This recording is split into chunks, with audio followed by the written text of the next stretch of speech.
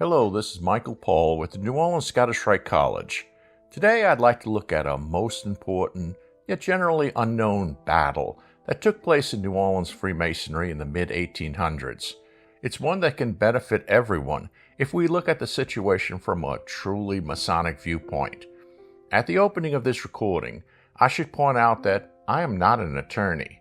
It is not my goal to attempt an examination of any aspect of civil law in any state or jurisdiction, but I will offer a study of a Louisiana Masonic historical event from the 1800s. It is one that directly affects Freemasonry in Louisiana and likely elsewhere. In that area, I believe that I am sufficiently qualified. Let me start with a thumbnail account of certain events from the mid-1800s. The mid to late 1800s were a turbulent time for Louisiana Freemasonry. In 1833, the Grand Lodge of Louisiana approved a new constitution that made 3 different craft rituals available to lodges. The York Rite, Preston Webb, the ancient and accepted Scottish Rite, and the French or modern Rite craft rituals were officially recognized by the Grand Lodge. In addition, lodges worked in up to 5 different languages. This new constitution was approved at the same time that a Concordat was made between the Grand Lodge of Louisiana and the Grand Consistory of Louisiana. This Concordat was an agreement between the two bodies that would 1. Provide for Scottish Rite craft lodges by the Grand Lodge, and 2. Scottish Rite superior bodies would not control craft lodges. A group of English-speaking New Orleans area Masons disapproved of the new Grand Lodge Constitution and insisted that all Louisiana lodges use only the York Rite ritual and only work in English. These Masons felt that the lodges under the Grand Lodge of Louisiana should follow what they saw as the common practice in other U.S. jurisdictions, which was working in the York Rite and in English. But most Masons in the Grand Lodge of Louisiana were, at that time, French-speaking. They felt that the multi-ritual and multi-language practice of the Grand Lodge was well established and worked in Europe. In addition, while this new constitution officially allowed the 3 rituals, Louisiana lodges had been working in these and other rituals since the early days of the Grand Lodge. The Grand Lodge also pointed out that Louisiana was established as a French territory, and New Orleans was a cosmopolitan city. The lodges working in non-English language did so because many of their members did not speak English. The Grand Lodge felt that the demands of these English-speaking Masons were unreasonable. The English-speaking Masons felt differently. In 1844, the Grand Lodge approved a second constitution that reinforced the 1833 Constitution. It seems that the conflict between the two groups was then unavoidable. The New Orleans English-speaking York Rite Masons felt that the 1844 Constitution of the Grand Lodge altered the Grand Lodge into a body that was no longer an ancient York Rite Grand Lodge. This constitution was the last straw for them. In the late 1840s, these Masons created a second Grand Lodge in New Orleans. A problem faced by the Grand Lodge of Louisiana was that they realized that the Mississippi River brought in a steady flow of English-speaking Masons to New Orleans, many choosing to remain. The city was growing and changing. An increasing number of new citizens from other parts of the U.S. would mean that the French would soon be in a minority. It became necessary to take this self-created Grand Lodge seriously. Fearing that the nature of the old Grand Lodge would be lost, the French sought a compromise and merger of the 2 Grand Lodges. That merger took place in 1850. John Gedge, who had served as Grand Master of the self-created Grand Lodge, became Grand Master of the Grand Lodge of Louisiana. Unfortunately for the French-speaking Masons, the merger turned out to be a takeover of the Grand Lodge by the English-speaking Masons. Soon after the merger, the new Grand Lodge announced that the only craft ritual that would be allowed in Louisiana was the York Rite, and the only language would be English. Lodges were told to make the necessary changes or turn in their charters.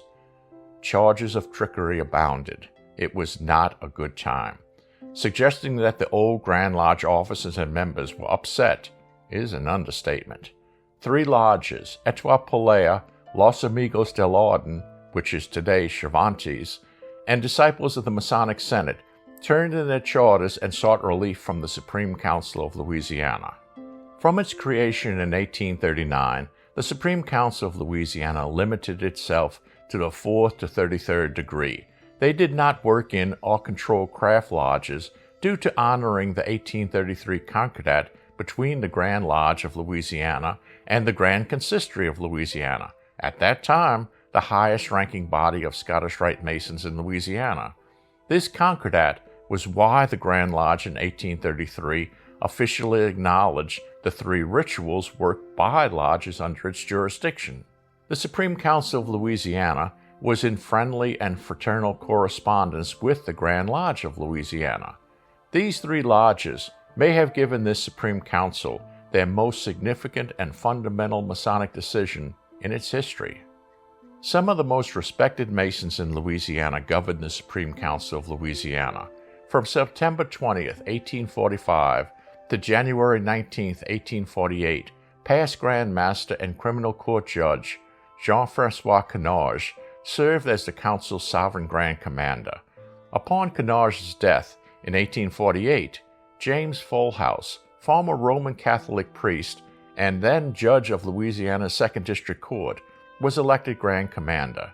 His Lieutenant Grand Commander would soon become T. Wharton Collins, judge of Louisiana's 7th District Court. Past Grand Masters of the Grand Lodge of Louisiana, such as John Holland, Jean Lamothe, Felix Garcia, and others, were among those serving as officers or sovereign Grand Inspectors General of the Supreme Council. United States Senator Pierre Soule was the respected sovereign Grand Inspector General of the Supreme Council of Louisiana. The members were highly competent and knowledgeable Masons. Because the active members of the Supreme Council of Louisiana knew the details of the 1833 Concordat between the Grand Lodge and Grand Consistory of Louisiana, they knew that these 3 lodges had valid concerns. They knew that this Concordat had been violated by the actions of the new Grand Lodge. Because of this violation, the unyielding nature of the new Grand Lodge, and the plea of help from the lodges, the Supreme Council of Louisiana agreed to allow the 3 lodges to pass under its jurisdiction. For the first time, the Supreme Council of Louisiana worked in all 33 degrees of the ancient and accepted Scottish Rite. By the mid-1840s, the Supreme Council Southern Jurisdiction USA began awakening from its approximate 20 years of slumber. The details of what did or did not happen during the 20 or more years before they awoke are for another paper. For this paper, it is important to note that upon awaking, they began to see the Masonic landscape and discovered or rediscovered the existence of the well-organized Supreme Council of Louisiana. They must have noticed the turmoil that was Louisiana Freemasonry. The time for the Southern jurisdiction to act was at hand. The Masonic War that had been limited to the Grand Lodge of Louisiana would soon involve the Supreme Council of Louisiana. In 1852, Albert Mackey came to New Orleans at the invitation of John Gedge to establish a Scottish Rite consistory of the 32nd degree. It was a clear shot across the bow of the Supreme Council of Louisiana. Following the 1850 merger of the 2 Grand Lodges and the profound discord that followed, Grand Commander James Fullhouse sought to find a way to bring peace to Louisiana Masonry. He devised a plan to include more York Rite Masons in the leadership of the Supreme Council. To do so, Fullhouse expanded the number of active members of the Supreme Council from 9 to over 30. This expansion was something Albert Pike would emulate years later in the Southern jurisdiction. But when challenges to the legitimacy of the Supreme Council of Louisiana began, the newer York Rite active members sided with the Southern jurisdiction. Fullhouse realized that his actions were a mistake. The council became split and divided. Pierre Soule resigned his seat in the Supreme Council of Louisiana due to frustration with the council's squabbles. He was followed by James Fullhouse, T. Wharton Collins, and most of the officers. They stated that they could not participate in the direction the council was taking. In 1855, a concordat between the Supreme Council of Louisiana and the Supreme Council's Southern jurisdiction took place. With Full House Soule and other officers having resigned, the active members opposed to the council were not in great enough number to outvote the ones desirous of the merger. The vote to merge with the southern jurisdiction passed. A record of the details of how this Concordat was accomplished survives in the archives of the Valley of New Orleans. The minutes of the Concordat state that the Supreme Council of Louisiana voted to downgrade itself into the Grand Consistory of Louisiana. The Grand Consistory would then absorb the 1852 consistory created by Albert Mackey. Then the Grand Consistory would pass under the southern jurisdiction. But what about the three lodges that passed under the jurisdiction of the Supreme Council of Louisiana? They no longer had a home. With no other option, the three lodges petitioned the Grand Lodge of Louisiana to return to its jurisdiction. The petition was granted. But for two of the lodges, this move was short-lived. About a year after the Concordat, James Full House announced, without explaining how, that the Supreme Council of Louisiana continued to exist. Full House reported that the ones opposing the Concordat had kept the council alive. He said the council had not slept an instant. The Supreme Council invited the three lodges to return to its jurisdiction. Etoile Polaire and disciples of the Masonic Senate voted overwhelmingly in favor of rejoining. Los Amigos del Orden, however, stated that it grew weary of the seemingly endless fighting. The lodge desired to remain with the Grand Lodge. At this time, a most interesting series of events began. We must look at one lodge, Etoile Polaire. Louisiana operates unlike most other states. Not only is Masonry a bit different, but most everything is different. We have parishes where others have counties. Even Louisiana law differs from other states. The civil law is based on a version of the Napoleonic Code. Yes, the French Emperor Napoleon. And this version was adopted several years before Louisiana became a state. What is accepted in courts everywhere else may or may not be accepted in a Louisiana court. For example, in the early days of Louisiana Masonry, it was routine practice for Masonic bodies to register as state corporations. Etoile Polaire, like other Masonic lodges and bodies, was a state corporation and ultimately governed by the Civil Code of Louisiana.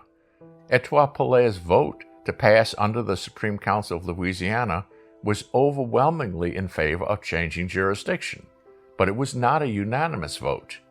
Charles Claiborne, nephew of founding Governor W.C.C. Claiborne, was elected Sovereign Grand Commander of the Supreme Council of Louisiana upon the resignation of James Full House. Claiborne signed the Concordat of 1855. Claiborne was also a member of Etoile Polaire. He was not desirous of his craft lodge passing again under the jurisdiction of a Supreme Council that he voted to dissolve.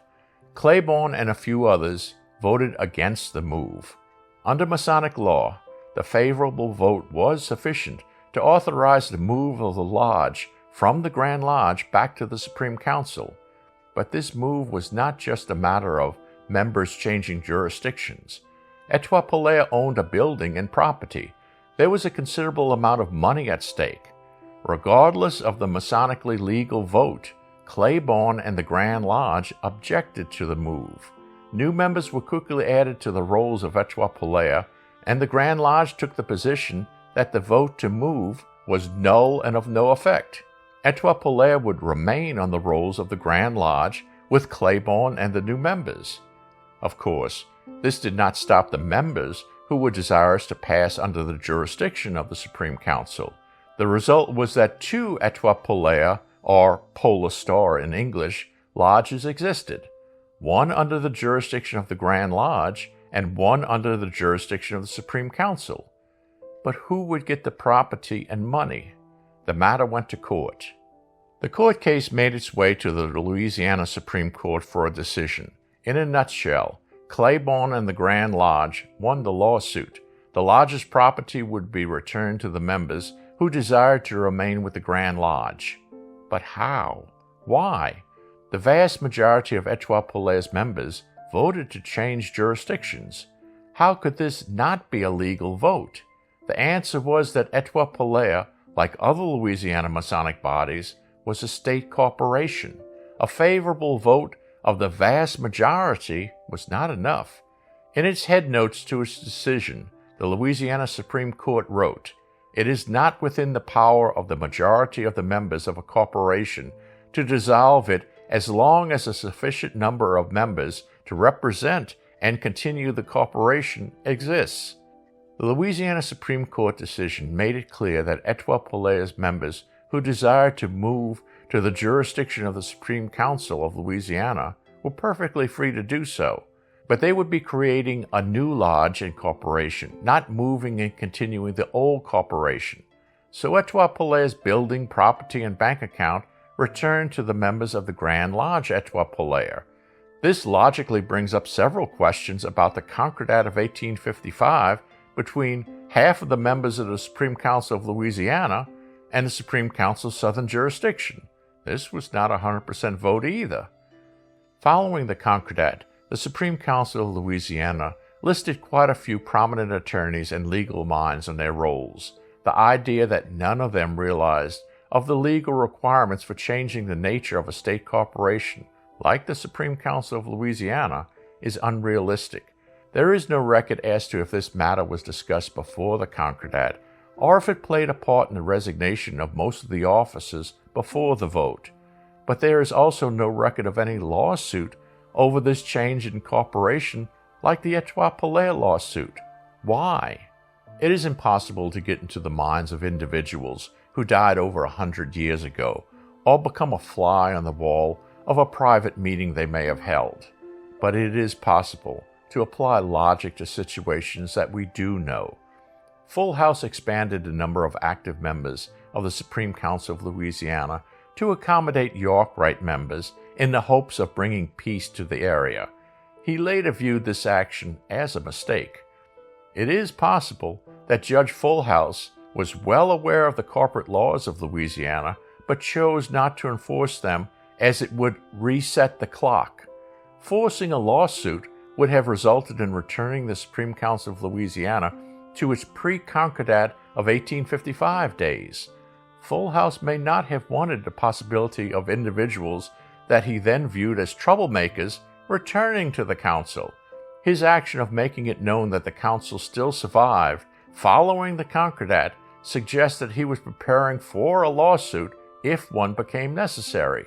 They also show that he was satisfied with allowing about half of the active members to leave, along with the Supreme Council funds, if he knew that the council would continue on the path that he and the remaining active members felt best. It seems clear that the Concordat of 1855 violated the Louisiana Civil Code. Had the matter gone to court, it would have likely resulted in precisely how the Etoile Polaire lawsuit ended. The difference is that Etoile Polaire followed Masonic practices in their vote to leave the Grand Lodge. It might have violated civil code, but it was proper within the laws of Freemasonry. However, the minutes of the Concordat of 1855 show a most unusual situation. It offers the details of a superior body downgrading itself into a subordinate body. Is that legal under Masonic law? I will decline to express an opinion on that question, but it did set the stage for some interesting Masonic games of chess and technical exercises between James Full House and Albert Pike. It was a most challenging time that I believe would have made the founders of Louisiana Freemasonry very disappointed. Maybe the future can be more enlightening. Thank you for watching. If you enjoy the videos, please hit the like button and subscribe to us, and support our work through Patreon. See you next time.